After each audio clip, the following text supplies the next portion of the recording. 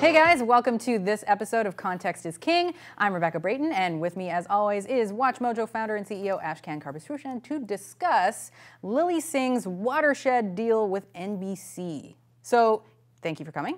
You wrote a blog post about how this is more about YouTube than it is about NBC. Well, look, obviously I think NBC is hoping that she could bring some excitement and carry over some of her fans to NBC, but it's the 1:30 a.m. slot, right? So I think they're kind of looking at it as, sure, we want to show the world and audiences and marketers that we are young, hip, in tune with what younger audiences are watching. Okay, fair enough. Roll the dice. It's the 1:30 slot. You don't have that much to lose, NBC. I think what this is more about... Yeah, and I mean, also, to be fair, like a lot of the success of these shows now is taking their clips and putting them on YouTube. Bingo. So a couple weeks ago, I think it was Fallon who crossed 20 million. Yeah. So Jimmy Fallon's show on NBC crossed 20 million subscribers on YouTube. Like, and then right before us. Right before us. And, there's Jimmy Kimmel and Corden. Yeah, Corden and even Colbert. And all of these guys are more and more focused on YouTube, And one of the reasons, verbatim, that Dave Letterman quit when he did was he goes, I couldn't make the clips go viral on YouTube. He's like, I couldn't reinvent myself. And I just thought, enough, I'm going to retire. So yeah, I absolutely think this is more about, like when Discovery bought Phil DeFranco's company, they tried to retain him, but you can't buy an influencer. You can't buy a personality. So they weren't going to go and buy Lilly Singh's company. I think it's Unicorn Island. I'm not sure. They could, but that wasn't going to happen. So here it's like kind of a smart bet where they automatically get this extra, anchor on YouTube. So yeah, I think this is about that. And I think what's happening now is YouTube has become cable, meaning 20 years ago you had ESPN. Well, more than 20 years ago, but let's say 1979. ESPN launches on cable, and they're airing lacrosse matches from Connecticut. And if you had cable, you would watch ESPN and ESPN and ESPN, and the content sucked.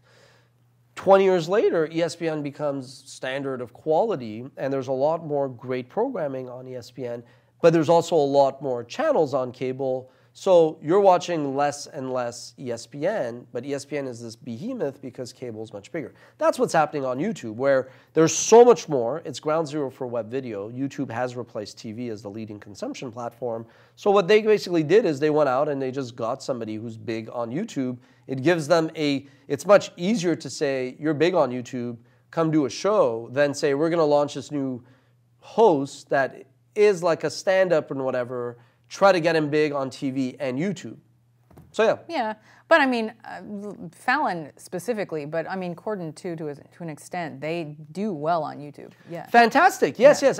Because they were smart. They were both established comedians. They were established comedians, at different trajectories. But I'm just saying that it's a lot smarter now to just go out and pluck a YouTube celebrity because these worlds have collided, right? What type of YouTube channel do you think will make the biggest splash in the old media format? Because I would have thought it wouldn't have necessarily been like a personality-driven Well, one. I think what's good about Lilly is that she was doing skits and she was doing things that were scripted that actually led themselves pretty well to NBC's, Playhouse, right? So she could kind of take that energy and instead of just producing it for YouTube, kind of, mirror those on NBC, her channel on NBC. I still need to figure out how that works. Is she going to just port over everything she was doing from her channel to NBC? Right. But that set aside. Look, the reality, I said I wouldn't say the reality is, and I think, but those old habits are hard to break. Here's what I think Lilly gives them that other influencers like Shane Dawson don't. Shane Dawson every week comes up with some other... I've never seen a Shane Dawson video. I don't want to see a Shane Dawson video. There's a Shane Dawson scandal every day, currently. Scandal du jour. But what he represents, right? So he's a reminder that most marketers will not touch most YouTubers with a 10-foot pole. Did it involve a pole? It probably did. It involved a cat. Yeah, okay. No, right there. I'm good. I'm Shaned out. So, and I mean, he's great, but Shane also, to his credit, and all these YouTubers, they've built these awesome followings because they experimented the way like we experimented as a producer doing fashion shows, beauty tips, travel, as well as top 10 lists. And we're like, hey, our audience reacts to top 10 lists, and we kind of gave them more of that. Influencers have kind of like experimented. So they all have this kind of like baggage. My guess is Lilly was kind of, she vetted out. She didn't have this baggage that scared. And I don't think it's because of this, but let's not lie. Having a female who is, shows diversity and, it's something that NBC could actually brag about than giving the job to another white dude is smart. So I think everybody gets good marks. Now comes the hard part. They have to go out and execute and make it a success. Yeah. How do you think her show will do? I think it will do exactly as I said. I think it's going to be a very successful, like, digital. It's going to be really, like, it'll propel NBC even further into the YouTube sphere.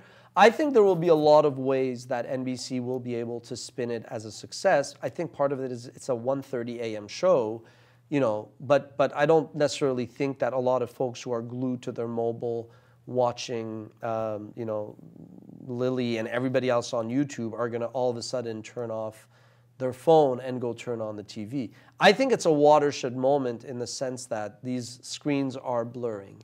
It's more than ever.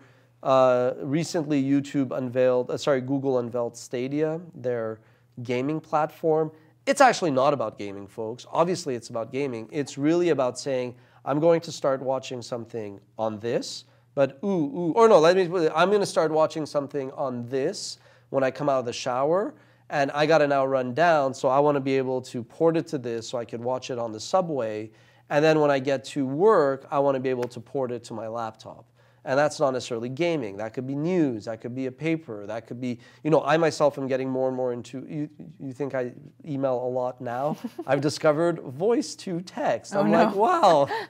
Oh, yes, it's coming. Anyway, so my point is, the watershed aspect is... When you yell, does it do it in all caps? I don't yell. I just get excited. So the point is, it's a watershed moment because it's a reminder that these worlds are blurring, colliding. And you know what? If you're a decision maker in 2019 at NBC, you grew up watching Lilly Singh. You grew up watching YouTube. You weren't going to go pluck out a 40-year-old white dude who's been doing stand-up in America. Nothing wrong with that guy, but it's like, hey, we should go get somebody like Lilly. And I commend them. I mean, it's easy to be cynical, but it's a good move. It's a sign of what you need more of, frankly. And it's now just the hard part is she's got to execute because it'll be very easy to say, oh, you see, it didn't work because of this or that. But she's proven the haters wrong before, and she'll continue to prove the haters wrong. No pressure. All right, the lesson here, tweet, I want my own talk show, and then you'll get one, apparently. All right, if you have any questions or comments, be sure to leave them in the comments for next time. And until then, I'll see you.